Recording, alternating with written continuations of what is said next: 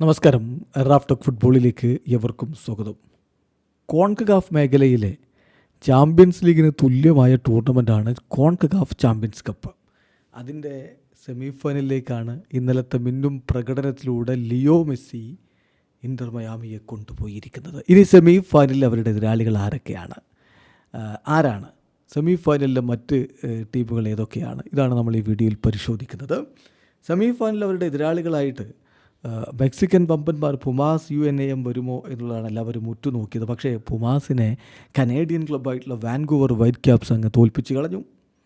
ഇന്നലെ നടന്ന കളിയിൽ രണ്ടാം പാദ ക്വാർട്ടർ ഫൈനൽ മത്സരം 2-2 സമനില, അഗ്രിഗേറ്റ് 3-3 എന്ന രൂപത്തിലാണ് മത്സരം അവസാനിച്ചത്. പക്ഷേ എവേ ഗോളുകളുടെ ബലത്തിൽ, അവിടെ എവേ ഗോളുകൾ നോക്കും, എവേ ഗോളുകളുടെ ബലത്തിൽ വിജയിച്ച് കയറുകയായിരുന്നു Vancouver Whitecaps. So Canadian ക്ലബിനെതിരെയാണ് ഇൻ്റർ മയാമിയുടെ സെമി ഫൈനൽ മത്സരം എന്നർത്ഥം.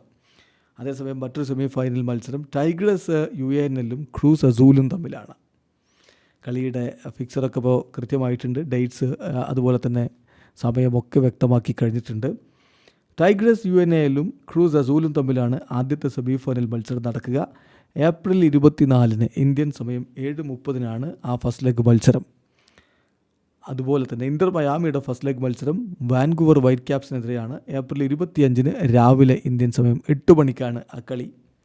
രണ്ടാം പാദ മത്സരം ഇൻ്റർ മയാമിയുടെ മൈതാനത്ത് വെച്ച് നടക്കും. ഇൻ്റർ Miami versus Vancouver white caps May 1 പുലർച്ചെ 5:30 AM ആ കളി നടക്കുന്നത്.